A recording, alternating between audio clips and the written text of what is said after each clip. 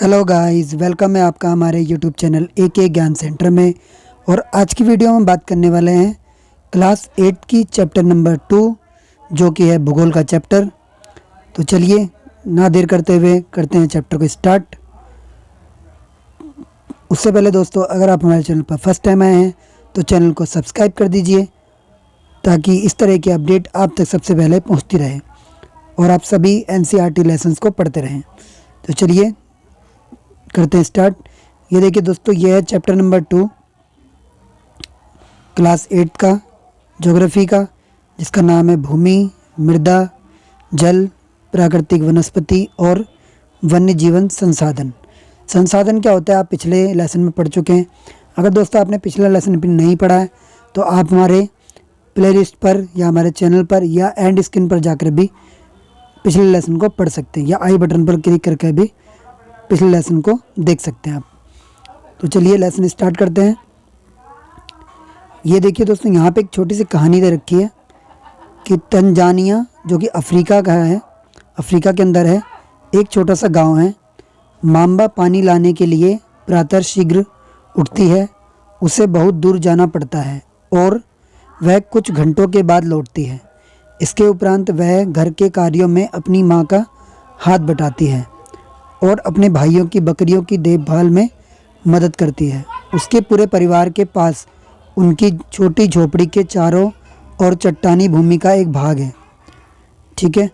Mamba के पिता कठिन परिश्रम के बाद कुछ मक्का और सेम ही उगा सकते हैं, फिर भी यह उनके परिवार के लिए साल भर के लिए पर्याप्त नहीं है। यानी कि दोस्तों यहाँ पे एक छोटी सी कहानी दे रखी है जिसके अंदर मांबा नाम के एक बच्चा है, एक लड़की है जिसके बारे में बताया गया है और वो किस तरह से अपने परिवार के भरण पोषण के लिए उसके माता पिता और वो किस तरह से परिश्रम कर रहे हैं, कठिन मेहनत कर रहे हैं, संघर्ष कर रहे हैं। अब इसी के आगे एक और कहानी दे रखी है जो कि है पीटर के बारे में। इसको भी देख लेते हैं। पीटर दोस्तों न्यूजीलैंड के भेड़ पालन प्रदेश के मध्यवर्ती भाग में रहता है। ये न्यूजीलैंड की कहानी है जहाँ उसका परिवार ऊन प्रक्रमण में का कारखाना चलाता है। प्रतिदिन जब पीटर स्कूल से लौटता है तो वह अपने चाचा को अपनी भेड़ों की देखभाल करते हुए देखता है और उनका भेड़ों का बाड़ा कुछ दूरी पर पहाड़ियों से लगे हुए एक विस्तृत घास के मैदान पर स्थित है। वहाँ नवीनतम प्रौद्योगिकी का उपयोग करते हुए एक वैज्ञानिक विधि से इसका प्रबंध किया जाता है। पीटर का परिवार जैविक कृषि द्वारा सब्जियां भी उगाता है। तो दोस्तों यहाँ पे अब इस कहानी में क्या बताया हुआ है कि पीटर नाम का एक लड़का है जो कि न्यूजीलैंड में रहता है, जो कि ऊन प्रक्रमण का कारखाना चलाता है उसका परिवार। और वो जब भी वहाँ से आता है तो क्या देखता है स्कूल से कि इसके चाचा भेड़ों की देखभाल कर रहे हैं और वो जैविक कृषि भी करते हैं और वैज्ञानिक विधि से नवीन जो प्रौद्योगिकी है उससे ये कार्य को कर रहे हैं। तो ये दो अलग अलग जगहों की बात है, जो कि न्यूजीलैंड एक अलग जगह है, अलग महाद्वीप में पड़ता है और तंजानिया ये अफ्रीका महाद्वीप में पड़ता है। तो आगे देखते हैं पार्ट में क्या है आगे। तो दोस्तों मांबा और पीटर विश्व के दो विभिन्न भागों में रहते हैं, यानी कि दो अलग अलग स्थानों पर रहते हैं। उनके जीवन व्यतीत करने के तरीके में क्या है, बहुत ज़्यादा अंतर है और यह है विभिन्नता भूमि की गुणवत्ता। मतलब ये आपने देखा दोनों अलग अलग तरह से जीवन यापन कर रहे हैं। तो इसका मेन कारण क्या है?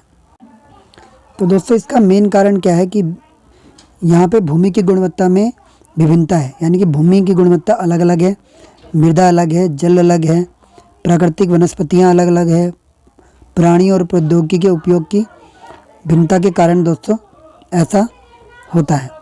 तो इन संसाधनों का एक दूसरे से भिन्न होने का मुख्य कारण इस प्रकार के संसाधनों की उपलब्धता है। यानी कि जो संसाधन पाए जाते हैं वो अलग अलग प्रकार के दोनों जगह संसाधन पाए जा रहे हैं, इसलिए जीवन यापन के तरीके भी दोस्तों क्या है, डिफरेंट है, अलग अलग है। एक ये इम्पोर्टेंट नोट देख लेते हैं, क्या आप जानते हैं हमें यहाँ पे दोस्तों क्या लिखा है कि विश्व की 90% जनसंख्या भूमि के 30% भाग पर ही रहती है। शेष 70% भूमि पर या तो विरल जनसंख्या है या वह निर्जन है। अब देखिए दोस्तों ये मान लीजिए कि आपको मैंने बताया था कि 71% पर पानी है और 29% पर अर्थ है। तो 29% पर अर्थ है, मतलब ये 29 आपका हो जाएगा 100। ये 29 आपका 100 हो गया। इस 100 में से 30%, यानी कि मान लीजिए ये 70% है और ये 30% है। 30% भूमि है। तो जो 90% जनसंख्या है वो इस 30% में रहती है। और जो 70% ये जो आप देख रहे हैं, ये दोस्तों क्या है, इस 70% में क्या है, या तो जनसंख्या बहुत ही ज़्यादा कम है, विरल है, या वहाँ पे कोई रहता ही नहीं है। इस तरह से ये दुनिया दोस्तों चल रही है। जिस तरह से ये जो बाकी चीज़ें मैंने आपको बताई, इनकी वजह से दोस्तों ऐसा होता है। ठीक है, चलते हैं आगे, बढ़ते हैं हमारे अगले टॉपिक की तरफ। ये देखिए दोस्तों, अगला जो हमारा टॉपिक है वो है भूमि। तो सभी महत्वपूर्ण प्राकृतिक संसाधनों में भूमि भी शामिल है। तो जितने भी संसाधन आपने देखे अभी तक, पिछले अध्याय में भी पढ़ा था, इस अध्याय में भी, तो भूमि भी दोस्तों उसमें शामिल होती है, प्राकृतिक संसाधन में। उसके बाद भूपृष्ठ के लगभग 30% भूमि पर 30% भाग भूमि है, यानी कि कुल क्षेत्रफल जितना पृथ्वी का है उसका 30% भाग भूमि है। यही नहीं, इस थोड़े से प्रतिशत के सभी भाग आवास योग्य नहीं हैं, क्योंकि दोस्तों कई जगहों पे पहाड़ियाँ हैं, कई जगहों पे घने जंगल हैं, ठीक है, कई जगहों पे रेगिस्तान है। तो ऐसी भूमि पर लोग नहीं रहते। लोग कहाँ रहते हैं? जहाँ की जलवायु अच्छी हो और जहाँ पे मैदान हो, उबड़ खाबड़ ज़मीन ना हो, एकदम घने जंगल भी ना हो। तो इस तरह की जगहों पे लोग रहना पसंद करते हैं। ये देखिए दोस्तों, फ़ोटो में आपको यहाँ पे दिखा रखा है किस तरह की जगह पे देखिए लोग रह रहे हैं। आप यहाँ पे देख सकते हैं कितना बढ़िया यहाँ का जो एनवायरनमेंट है पूरा है यहाँ पे रहने योग्य। तो उसके बाद मुख्यतः भूमि और जलवायु के भिन्न भिन्न लक्षणों के कारण विश्व के विभिन्न भागों में जनसंख्या का वितरण असमान पाया जाता है। तो हम देखते हैं कि कहीं पे जनसंख्या ज़्यादा है, कहीं पे जनसंख्या कम है। तो ये क्यों होता है? ये होता है भूमि और जलवायु के अलग अलग होने के कारण। तो जनसंख्या हमें अलग अलग दिखती है सभी जगहों पे। तो उबड़ खाबड़ स्थलाकृतियाँ, यानी कि ज़मीन का ऊंचा नीचा होना, पहाड़ होना, पठार होना, समतल मैदान होना, पर्वतों के तीव्र ढाल, जलाक्रांत, संभावित निम्न क्षेत्र, मरुस्थल क्षेत्र एवं सघन वन क्षेत्र सामान्य विरल अथवा निर्जन है। यानी कि ये जो मैंने अभी अभी आपको बताया, इन सारी जगहों पर विरल जनसंख्या पाई जाती है या बिल्कुल भी लोग यहाँ पे नहीं रहते हैं। उसका दोस्तों कारण क्या है? उसका कारण है बहुत ही ज़्यादा यहाँ पे अगर इंसान रहेगा तो उसको दिक्कत का सामना करना पड़ेगा। उसके बाद उर्वर मैदान, यानी कि उपजाऊ भूमि, नदी घाटियों में कृषि के लिए उपयुक्त भूमि उपलब्ध है, इसलिए ये विश्व के सघन बसे क्षेत्र हैं। यानी कि दोस्तों जो मैदान, ठीक है, जो मैदानी क्षेत्र है, जो नदी घाटी है, वहाँ पे दोस्तों क्या होता है, वहाँ पे समतल भूमि होती है, वहाँ पे फसलें अच्छी उगती है, इसलिए ज़्यादातर जो जनसंख्या है दुनिया में इन्हीं स्थानों पर आपको मिलती है। उसके बाद देखते हैं भूमि उपयोग। भूमि, आपको पता ही है भूमि क्या होता है? उपयोग, यानी भूमि का इस्तेमाल करना। तो भूमि का उपयोग विभिन्न कार्यों के लिए किया जाता है। तो हम देखते हैं कि भूमि का इस्तेमाल सिर्फ हम खेती के लिए ही नहीं बल्कि विभिन्न कार्यों के लिए करते हैं, अलग अलग कार्यों के लिए करते हैं। जैसे कि कृषि के लिए हम करते हैं, वानिकी के लिए करते हैं, खनन के लिए करते हैं, सड़कों के लिए करते हैं, उद्योगों की स्थापना के लिए करते हैं। तो और भी कई चीज़ें हैं, लेकिन इसमें मुख्य मुख्य चीज़ें लिख दी है। तो साधारणतः इसे भूमि उपयोग कहते हैं। तो हम जब भूमि का इस्तेमाल अपने किसी भी कार्य के लिए करते हैं तो उसको हम भूमि उपयोग कहते हैं। तो यहाँ पे आपने देखा कि माम्बा और पीटर के परिवार भूमि का उपयोग अलग अलग तरीक़ों से कर रहे हैं। ठीक है, तो भूमि का उपयोग भौतिक कारकों द्वारा निर्धारित किया जाता है, जैसे स्थलाकृति, मृदा, जलवायु, खनिज, जल की उपलब्धता। ये मानवीय कारक जैसे जनसंख्या, प्रौद्योगिकी भी भूमि उपयोग प्रतिरूप के महत्वपूर्ण निर्धारक है। यानी कि ये सब चीज़ें भी डिपेंड करती है, जिसकी वजह से भूमि का जो उपयोग है उसका प्रतिरूप अलग अलग होता है, यानी अलग अलग तरीके से हम भूमि का उपयोग करते हैं। तो आगे देखते हैं क्या है। उसके बाद देखिए कि स्वामित्व के आधार पर, स्वामित्व यानी मालिकाना जो हक होता है उसके आधार पर भूमि को निजी भूमि या सामुदायिक भूमि में बांटा जा सकता है। निजी भूमि क्या होता है, वो किसी व्यक्ति विशेष या किसी ग्रुप की, किसी समूह की हो सकती है। और सामुदायिक जो भूमि है वो दोस्तों पूरे समुदाय की होती है। तो निजी भूमि व्यक्तियों के स्वामित्व में होता है, जबकि सामुदायिक भूमि समुदाय के स्वामित्व में होती है। सामान्य रूप से इसका उपयोग समुदाय से संबंधित व्यक्तियों के लिए किया जाता है, जैसे चारे के लिए सामुदायिक भूमि का उपयोग करते हैं, फलों के लिए, नट, औषधीय बूटियों के लिए एकत्रित करने के लिए। इस सामुदायिक भूमि को साझा संपत्ति संसाधन भी कहते हैं, क्योंकि दोस्तों इस पे सभी का मालिकाना हक होता है, तो इसको साझा संपत्ति भी कह सकते हैं। उसके बाद अगर हम देखें आगे, तो जनसंख्या और उनकी मांग सदैव बढ़ती रहती है, लेकिन भूमि की उपलब्धता सीमित है। तो जनसंख्या,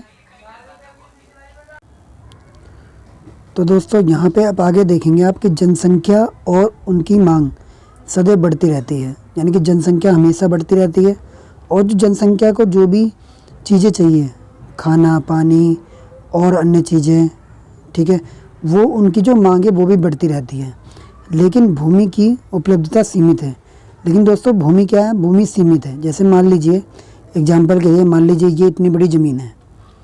पहले मान लीजिए यहाँ पे 100 लोग रहते थे, और ज़मीन मान लीजिए सिर्फ इतनी जितनी मान लीजिए हमारी अर्थ है। फिर इस पर 200 लोग रहने लग गए, फिर इस पर 1000 लोग, 2 लोग, करोड़ लोग। अब दोस्तों लगभग दुनिया की जनसंख्या 800 करोड़ के आसपास है, यानी कि ज़मीन तो इतनी ही है, लेकिन जो जनसंख्या वो बढ़ती चली जा रही है। और जनसंख्या बढ़ती है तो उसकी जो मांग है, यानी कि जनसंख्या को हर चीज़ चाहिए होती है, भोजन, पानी, कपड़े और अन्य चीज़ें चाहिए होती है, तो वो सब भी जो मांग है वो बढ़ती रहती है समय के साथ। तो जनसंख्या की अपना एक दायरा है पृथ्वी का, ठीक है, वो दायरा कभी नहीं बढ़ता है। इसका कहने का मतलब दोस्तों ये है, ठीक है। चलिए आगे देखते हैं। तो स्थान के अनुसार भूमि की गुणवत्ता में अंतर होता है। तो आप देखते हैं कि जैसे मान लीजिए पूरी दुनिया है, तो ऐसा नहीं है कि इंडिया में जितना पानी मिलता है तो दुबई में उतना पानी नहीं मिलेगा आपको, ठीक है। जो चीज़ें दुबई में तेल मिलता है तो वो उतना तेल इंडिया में आपको नहीं मिल सकता। यानी कि जो ज़मीन की जो गुणवत्ता है वो अलग अलग है। खेती जिस तरह की यहाँ होती है उस तरह की खेती सहारा मरुस्थल में नहीं हो सकती, ठीक है, राजस्थान के रेगिस्तान में नहीं हो सकती, ठीक है। बहुत सारे जैसी खेती पेरी में होती है अमेरिका के, वैसी खेती इंडिया में नहीं हो सकती। यानी कि आप देख रहे हैं कि भूमि की गुणवत्ता दोस्तों यहाँ पे अलग अलग है। और लोगों ने सामुदायिक भूमि पर व्यापारिक क्षेत्र बनाने, ठीक है, यानी कि सामुदायिक भूमि जो है उस पर व्यापारिक क्षेत्र लोगों ने बनाने की कोशिश की है। और नगरीय क्षेत्रों में घर बनाने की कार्य किया है। और ग्रामीण क्षेत्रों में कृषि योग्य भूमि का विस्तार करने के लिए अनाधिकृत हस्तक्षेप करना शुरू कर दिया है। यानी कि सामुदायिक भूमि पर लोग व्यापार करने की कोशिश कर रहे हैं, नगर बनाने की कोशिश कर रहे हैं, और ग्रामीण क्षेत्रों में कृषि योग्य भूमि का जो विस्तार करने के लिए हस्तक्षेप शुरू कर दिया है। तो आज भूमि का उपयोग प्रतिरूप में व्यापक परिवर्तन हमारे समाज में सांस्कृतिक परिवर्तनों को दर्शाते हैं। दोस्तों यहाँ तक आपने पढ़ लिया। उसके आगे देखते हैं कि वर्तमान में कृषि और निर्माण संबंधी गतिविधियाँ, जिसको हमें जनसंख्या की मांग के अनुसार बढ़ाना पड़ता है, मजबूरी है हमारी। तो उसके कारण दोस्तों क्या हो रहा है कि बहुत सारी दिक्कतों का सामना करना पड़ा, जैसे भूमि का निम्नीकरण, यानी कि भूमि की जो क्षमता है वो गिरती चली जा रही है।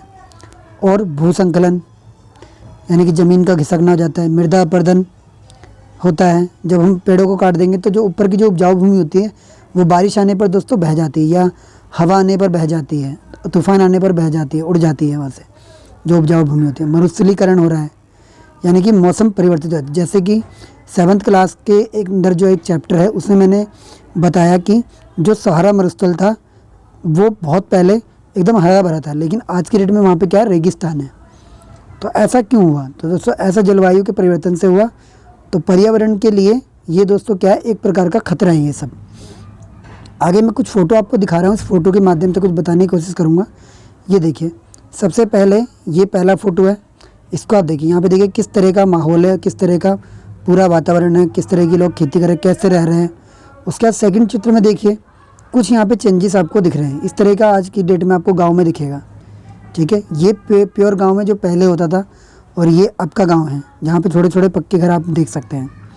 उसके बाद फिर और आगे अपन जा रहे हैं तो बिल्कुल एकदम बदल गया है कि बड़े बड़े घर हो गए हैं यहाँ पे और कुछ कुछ खेती बच रही है।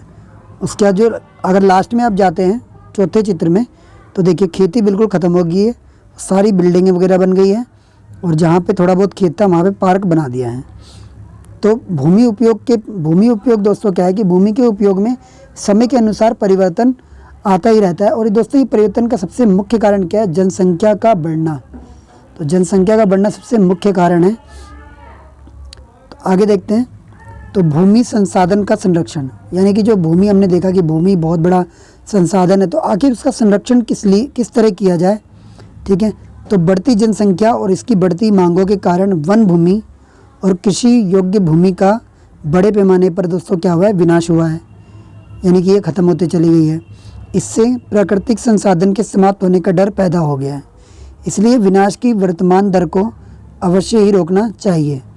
वनोरोपण, भूमि उद्धार, रासायनिक कीटनाशकों और उर्वरकों के विनियमित उपयोग और अतिचारण पर रोक आदि संरक्षण के लिए उपयुक्त तरीके हैं। तो जैसे दोस्तों यानी कि वनों को ना काटा जाए, ठीक है, और रासायनिक जो कीट होते हैं उनका इस्तेमाल ना किया जाए, उर्वरक जो होते हैं उनका इस्तेमाल ना किया जाए, ठीक है, पशुओं जो अत्यधिक मतलब पशुओं को चराया जा रहा है वो ना किया जाए। तो दोस्तों ये वो कारण है जिनसे भूमि जो हमारा संसाधन है उसका संरक्षण हम कर सकते हैं। आगे चलते हैं दोस्तों हमारे अगले टॉपिक पर, जो कि है मृदा। दोस्तों मृदा क्या होता है? आपको पता है मृदा, धरती, मिट्टी, ये सब पर्यायवाची है। तो पृथ्वी के पृष्ठ पर, यानी पृथ्वी के जब आप ऊपरी परत को देखते हैं तो वहाँ पे दानेदार कणों के आवरण की एक पतली परत होती है जिसको हम मृदा कहते हैं। यानी कि जो ऊपर जो एक दानेदार, आपको जैसे आप मिट्टी को हाथ में डालते तो दानेदार होती है, तो उसी को दोस्तों हम क्या कहते हैं? मृदा कहते हैं। तो ऊपर जो ये पतली परत जो पूरी बिछी हुई है पूरी दुनिया में, खेतों में आप जाएंगे देखेंगे तो वो दोस्तों मृदा होती है। तो यह भूमि से निकटता से जुड़ी होती है। तो दोस्तों भूमि के साथ बिल्कुल निकटता से जुड़ी होती है क्योंकि भूमि की सबसे ऊपरी परत होती है। तो स्थल रूप में मृदा के प्रकार को निर्धारित करते हैं। तो स्थल रूप जो होता है वो मृदा के प्रकार को निर्धारित करता है। तो मृदा के दोस्तों सिर्फ एक ही प्रकार नहीं, मृदा के कई प्रकार हैं, ठीक है। तो मृदा का निर्माण चट्टानों से प्राप्त खनिजों और जैव पदार्थों से होता है। खनिज वगैरह के बारे में आप पढ़ चुके हैं पहले ही। उसके बाद दोस्तों ये भू संकलन यहाँ पे एक एग्जाम्पल के तौर पे आपको दिया हुआ है, ये मैं आपको लास्ट में बताऊँगा, ठीक है। पहले चैप्टर देख लेते हैं। उसके बाद देखें यहाँ पे एक वर्ड दिया है अपक्ष। अपक्ष क्या होता है? तापमान परिवर्तन, यानी कि जब तापमान में परिवर्तन होता है, तुषार क्रिया, पौधों, प्राणियों और मनुष्य के क्रियाकलापों द्वारा अनावरित शैलों का टूटना और क्षय होना। यानी कि जब कोई शैल या कोई चट्टान जब अपने स्थान पर ही किन्हीं कारणों से वो दोस्तों वहाँ पे टूट जाती है तो उसी को हम क्या कहते हैं? उसको अपक्ष कहते हैं। तो दोस्तों ये देखिए ये मृदा का चित्र है। देखिए सबसे ऊपर आप देख सकते हैं ह्यूमस और वनस्पति के साथ ऊपरी मृदा को आप देख सकते हैं। ये देखिए ऊपरी मृदा है। उसके बाद बालू, गाद, क्ले के साथ उपमृदा है। फिर उसके बाद फिर अपक्षित चट्टानी पदार्थ। तो दोस्तों ये जो आप देख रहे हैं ये क्या है? अपक्षित चट्टानी पदार्थ है, जिसके बारे में अभी मैंने आपको बताया। उसके बाद जनक चट्टानी, ये दोस्तों जनक चट्टान है, ठीक है। तो इन दोस्तों पूरा जो ये चित्र है हमारा, ये मृदा परिच्छेदिका का चित्र है। उसके बाद क्या आप जानते हैं, हमें एक बहुत ही इम्पोर्टेंट पॉइंट है, केवल 1 सेंटीमीटर मृदा, यानी कि 1 सेंटीमीटर देखिए कितना कम होता है। 1 सेंटीमीटर मृदा को बनने में सैकड़ों वर्ष दोस्तों लग जाते हैं, ठीक है, तथा भूमि पर पाए जाने वाले खनिजों से होता है। तो अपक्ष की प्रक्रिया के माध्यम से बनती है और खनिजों और जैव पदार्थों का सही मिश्रण मृदा को उपजाऊ बनाता है।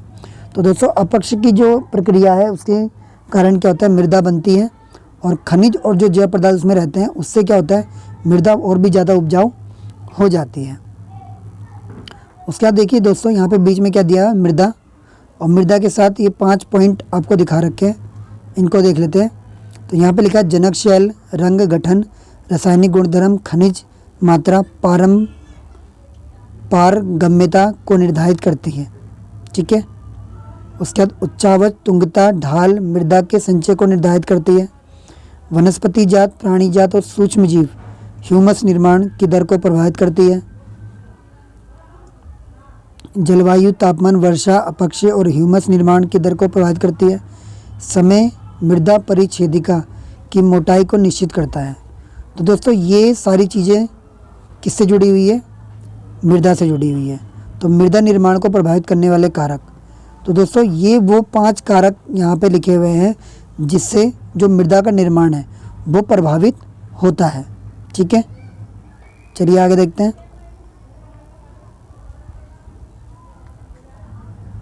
पहले 5 का था, फिर 5 या 6 का था, 13 हुआ, 18 मिनट हो गए। अगला हमारा टॉपिक है मृदा निर्माण के कारक। तो दोस्तों मृदा निर्माण की क्या कारक है? तो मृदा निर्माण के मुख्य कारक जनक शैल का स्वरूप और जलवायु कारक है। ठीक है, मृदा निर्माण के अन्य कारक स्थलाकृति, जैव पदार्थों की भूमिका और मृदा निर्माण के संगठन में लगा समय है। अलग अलग स्थानों में ये भिन्न भिन्न होता है। तो दोस्तों यहाँ पे आपने देखा कि मृदा निर्माण का जो मुख्य कारण बताया गया वो जनक शैल को बताया गया। तो जनक शैल का जो स्वरूप है उसको और जलवायु जो परिस्थितियाँ उनको। तो जनक शैल दोस्तों ये क्या है? आपने 7th क्लास में चट्टानों के बारे में पढ़ा होगा। ठीक है, 3 प्रकार की शैल होती है।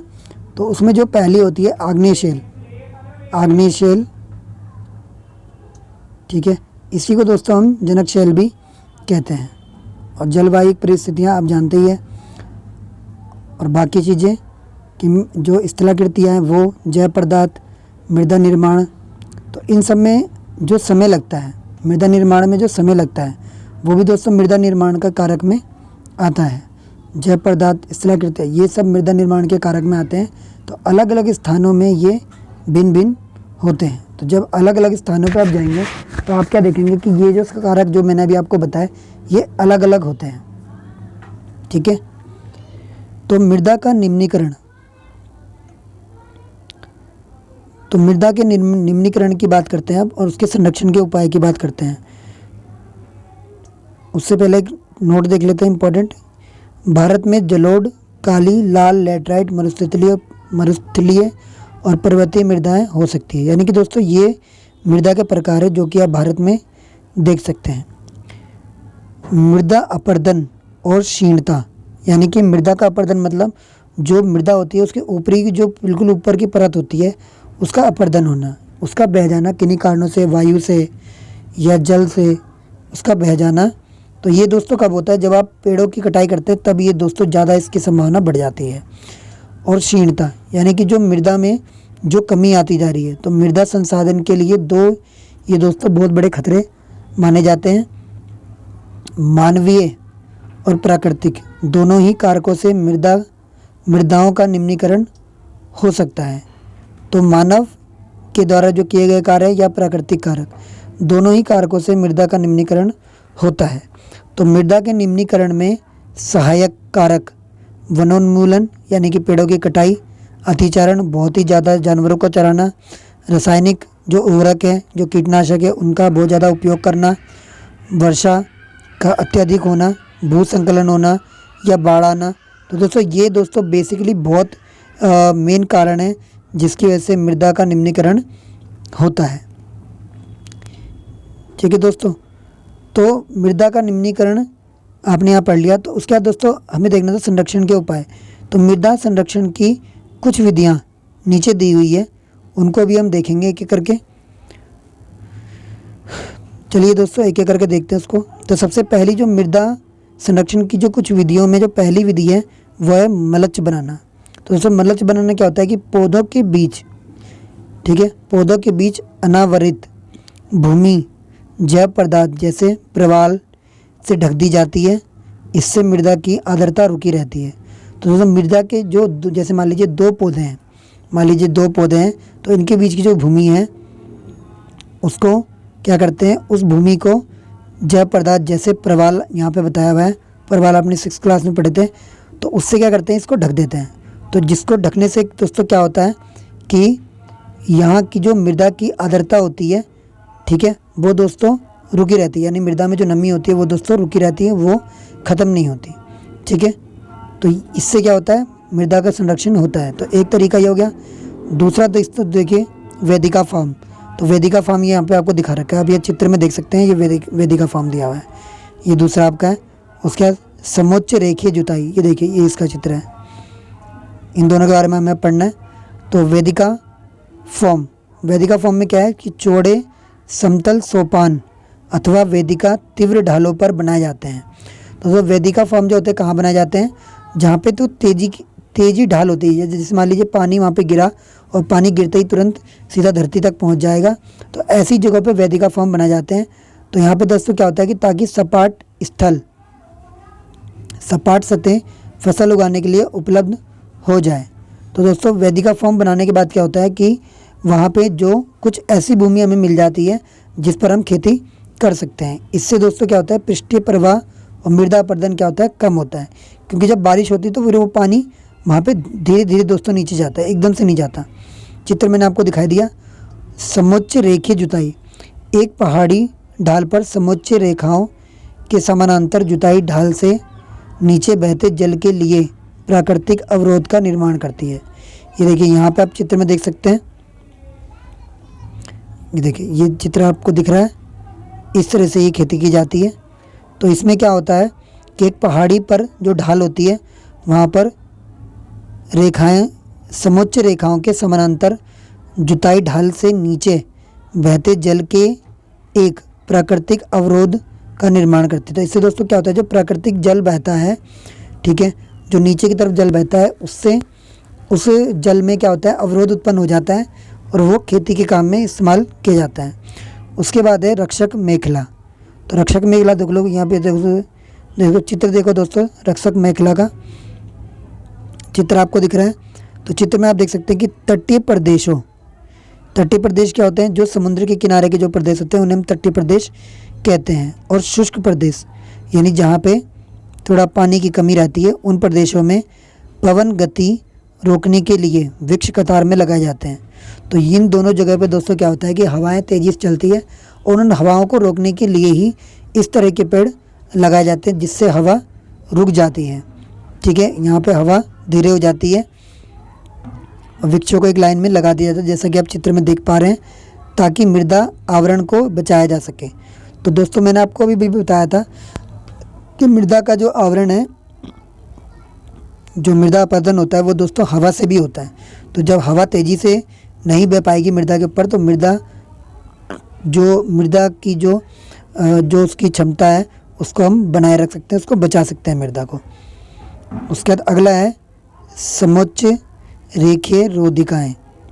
समोच्च रेखाओं पर रोधिकाएँ बनाने के लिए पत्थर, घास, मृदा का उपयोग किया जाता है।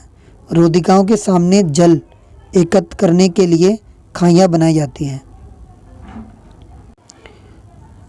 तो दोस्तों यहाँ पे आप देख सकते हैं कि समोच्च रेखाओं पर रोधिकाएँ बनाने के लिए, मतलब उनके आगे क्या है, पानी को रोकने के लिए इन चीज़ों से, पत्थरों, घास, मृदा, इनसे क्या करते हैं, रोधिकाएँ बना देते हैं, और ताकि उसके आगे एक खड्डा खोद देते हैं ताकि उसके अंदर पानी इकट्ठा हो जाए और वो पानी इस्तेमाल किया जा सके, ठीक है, खेती के लिए।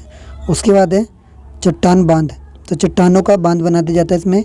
यह जल के प्रवाह को कम करने के लिए बनाए जाते हैं, ताकि जल का जो प्रवाह है वो कम हो जाए, और ये नालियों की रक्षा करते हैं और मृदा की क्षति को रोकते हैं। उसके बाद बीज की फसल उगाना।